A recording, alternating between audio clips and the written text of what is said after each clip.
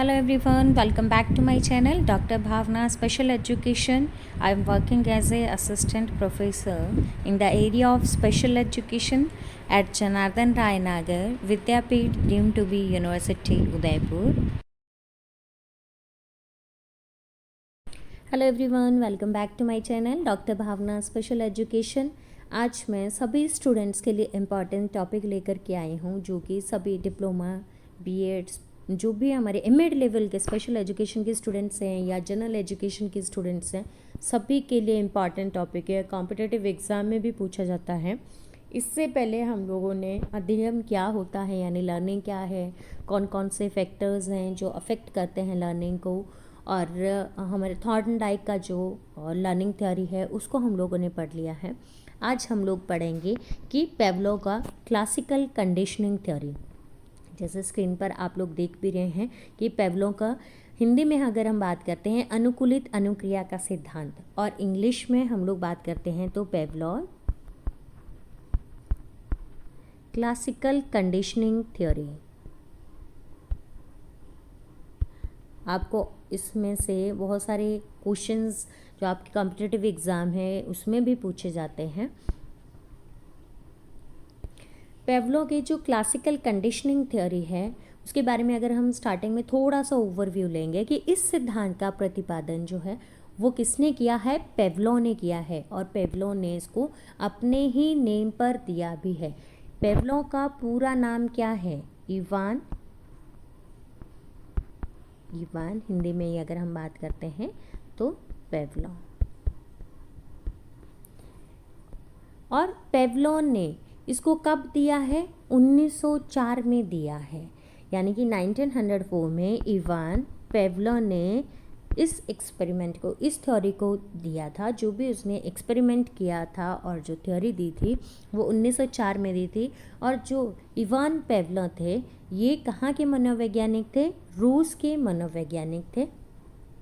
इसमें बात की गई है कि अनुकूलित अनुक्रिया का अर्थ, अभी जैसे हम लोग क्लासिकल कंडीशनिंग की बात कर रहे हैं तो इसका क्या अर्थ है कि अस्वाभाविक उद्दीपक के प्रति स्वाभाविक अनुक्रिया का होना, यानी कि अस्वाभाविक उद्दीपक की अगर हम बात करते हैं तो इंग्लिश में कहते हैं अनकंडीशन्ड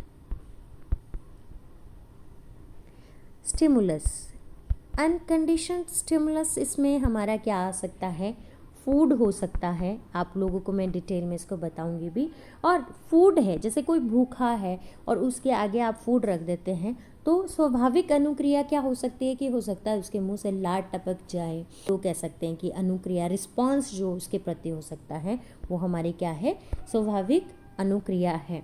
अब हम लोग बात करते हैं कि जो पेवलोव ने जो एक्सपेरिमेंट किया था, थ्योरी दी थी, ये किस पर उसने एक्सपेरिमेंट किया था?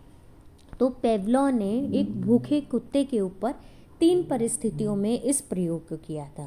मतलब कि 3 कंडीशंस रखी थी, 3 जो सिचुएशंस थी या हम लोग परिस्थितियां कह सकते हैं, जिसके ऊपर जो है पेवलोव ने क्या किया था, उनमें रख करके भूखे कुत्ते के ऊपर एक्सपेरिमेंट किया था। अब हम लोग पिक्चर के थ्रू भी पढ़ेंगे इसको वैसे डिटेल में कि फर्स्ट वन क्या बोला है? अनुकूलन से पूर्व। अनुकूलन से पूर्व की बात है कि बिफोर कंडीशनिंग है। सबसे पहले जो पेवलोव हैं उन्होंने क्या किया कि एक भूखे कुत्ते को स्टैंड से इस तरह से बांध दिया कि एक निश्चित दूरी के आगे वो नहीं जा सकता था। मतलब कि इतनी दूरी पे बांधा था कि वो चाह कर के भी आगे नहीं बढ़ सकता था। और ठीक उसके सामने क्या किया उसने? सामने दूरी पर भोजन रखा, और कुत्ता चाह कर के भी उस भोजन को नहीं खा सकता था क्योंकि वो क्या था, कुछ दूरी पर था और उसको स्टैंड से बांध के रखा हुआ था। और कुत्ता भूखा था और तो सामने भोजन, जब उसके सामने भोजन रखा था तो उसको देखने के बाद में उसके मुंह से क्या टपकने लगे? लार टपकने लगी। और यह क्या था? स्वाभाविक उद्दीपक भोजन के प्रति था, यानी प्रति अस्वाभाविक अनुक्रिया लार टपकाना थी। अब इसमें जैसे ये आपको लाइन लिखी थी, मतलब जैसे ही जो भूखा कुत्ता था उसके आगे अस्वाभाविक उद्दीपक बोला था कि जो भी हम लोग कह सकते हैं कि खाना रखा था, ठीक है, तो जो अनकंडीशन्ड स्टिमुलस रखा तो उसके प्रति स्वाभाविक अनुक्रिया क्या हुई कि उसके मुंह से लार टपकना शुरू हो गई थी। अब ये तो हमारा फर्स्ट इसका था, अब मैं पिक्चर के थ्रू भी आप लोगों को इसको बताऊंगी थोड़ा सा। ये आप पिक्चर में भी देख सकते हैं कि फर्स्ट स्टेप में क्या था, बिफोर कंडीशनिंग था। क्या अनकंडीशनड स्टिमुलस क्या था, फूड था, खाना रखा गया। और यहाँ पे कुत्ते का जो भूखा कुत्ता था तो उसका जो अनकंडीशनड रिस्पॉन्स था वो क्या था, जैसे ही भोजन उसके सामने रखा, अब वो जाकर के भी उसको खा नहीं सकता क्योंकि उसको बांधा हुआ था। तो जो रिस्पॉन्स आया अनकंडीशनड वो कैसा था कि उसके मुंह से क्या है, जो लार टपकना जो है शुरू हो गई थी। ये आप देख सकते हैं स्क्रीन पे कि लार टपक रही है। अब बिफोर कंडीशनिंग की बात करते हैं, सेकंड इसमें क्या बताया गया कि विसल बजाइए।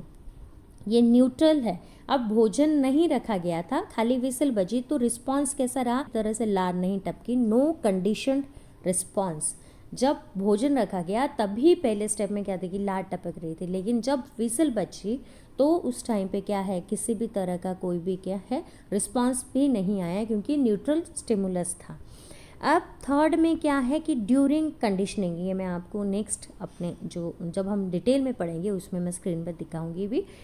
तो विसल पहले घंटी बजी और फिर भोजन रखा गया।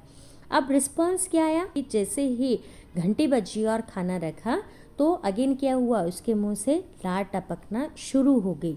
अब लास्ट स्टेप में क्या किया उसने कि आफ्टर कंडीशनिंग की बात कही गई कि विसल ओनली, अभी खाना नहीं रखा, जैसे ही घंटी जैसे घंटी बजी या फिर हम लोग विसल बजने की बात करते हैं कि उसने क्या किया कि जैसे सीटी बजाई तो कंडीशन उसके लिए स्टिमुलस हो गया कि अब खाना नहीं था, लेकिन उसको क्या हो गया, क्लियर हो गया कि जैसे कि अभी घंटी बजेगी या फिर सीटी बजेगी तो मुझे खाना मिलेगा, और ऑटोमेटिक ही उसके मुंह से लार टपकना जो है स्टार्ट हो गया, जो क्या था, कंडीशनड हम लोग कह सकते हैं कि रिस्पॉन्स था। अभी जैसे आप देख रहे हैं कि अनुकूलन के दौरान, मतलब कि जो कंडीशनिंग के दौरान की ड्यूरिंग कंडीशनिंग हम लोग कह सकते हैं सेकंड स्टेप में कि उन्हीं परिस्थितियों में क्या किया, कुत्ते के सामने भोजन रखने के पहले 1 घंटे बजाई गई, जैसे मैंने बोला 1 घंटे बजाई, और या फिर हम लोग सीटी बजाने की बात कर रहे थे, फिर कुत्ते के सामने भोजन रखा, मतलब कि घंटी बजाई या फिर सीटी बजाई, और उसके बाद में क्या आपने इस पिक्चर में भी देखा था कि उसके साथ में ही क्या है, भोजन भी रखा, और इसके कारण कुत्ते के मुंह से लार टपकने लगी।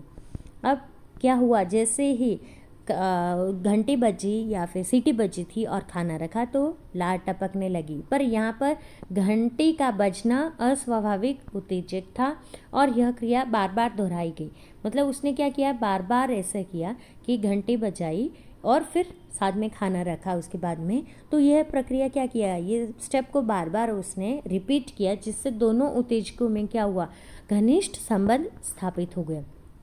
अब जो भूखा कुत्ता था उसको ये क्लियर हो गया कि जैसे ही घंटी बजेगी या फिर सीटी बजेगी मुझे खाना मिलेगा, तो उससे क्या होगा, दोनों में कहीं ना कहीं हम लोग कह सकते हैं कि एक रिलेशन जो है इस्टेब्लिश हुआ।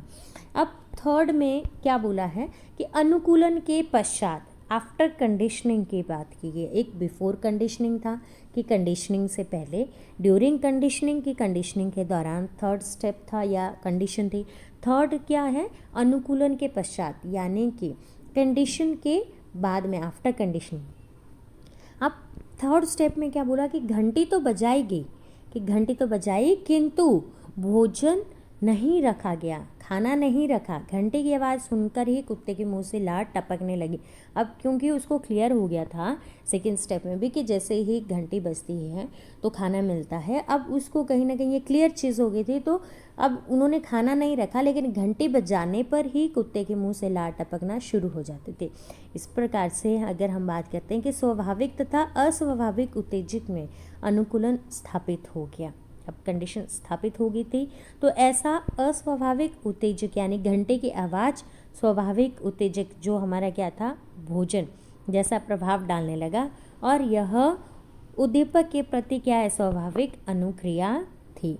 मतलब कि घंटे की आवाज़ सुनना ही उसके लिए क्या हो गए थे, कहीं ना कहीं क्या स्टिमुलस उसको मिलना था, और स्वाभाविक अनुक्रिया क्या हो रही थी कि लार टपकना उसका शुरू हो रहा था।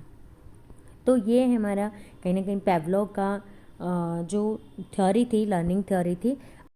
अब हम पढ़ेंगे कि अनुकूलित अनुक्रिया सिद्धांत का महत्व क्या है, कि इम्पॉर्टेंस क्या है क्लासिकल कंडीशनिंग की। फर्स्ट वन इसमें क्या बोला गया है कि स्वभाव आदत का निर्माण, यानी कि अच्छे हम लोग हैबिट्स की बात करते हैं, गुड हैबिट्स की बात करते हैं, तो उसका निर्माण करने में भी ये क्या है, हेल्पफुल है। भाषा का विकास करने में भी, यानी लैंग्वेज डेवलपमेंट में भी बच्चों में ये हेल्पफुल रहती है। गणित शिक्षण में भी सहायक है। मैथमेटिकल स्किल्स को सिखाने में भी हेल्पफुल है। अभिवृत्ति का विकास करना, एटीट्यूड हम लोग कह सकते हैं या एप्टीट्यूड कहते हैं हम लोग, तो उसका भी विकास करने में हेल्पफुल है। अनुशासन विकास करने में भी सहायक है कि डिसिप्लिन को कैसे हम लोग डेवलप कर सकते हैं, बनाए रख सकते हैं, उसमें भी हेल्पफुल है। भय निवारण में भी, डर को अगर किसी बच्चे में बहुत ज़्यादा डर है या फियर फैक्टर ज़्यादा उसको अफेक्ट कर रहा है, तो उसके भी निवारण में ये हेल्पफुल है। सामाजिकरण करने में भी, सोशलाइजेशन स्किल को भी डेवलप करने में ये हेल्पफुल, कहीं ना कहीं क्लासिकल कंडीशनिंग थ्योरी की इम्पॉर्टेंस बताई है। तो ये हमारा आज का टॉपिक था। आई होप आप लोगों को सभी को क्लियर हो गया होगा। सो इसी तरह के इम्पॉर्टेंट वीडियोस को पाने के लिए और इम्पॉर्टेंट जो टॉपिक्स को आप लोग सीखने के लिए डॉक्टर भावना स्पेशल एजुकेशन के नाम से, डॉक्टर भावना स्पेशल एजुकेशन के नाम से मेरा यूट्यूब चैनल है। तो जिन्होंने भी अभी तक स्टूडेंट्स ने यूट्यूब चैनल को सब्सक्राइब नहीं किया है, वो प्लीज़ यूट्यूब चैनल को सब्सक्राइब कर दें।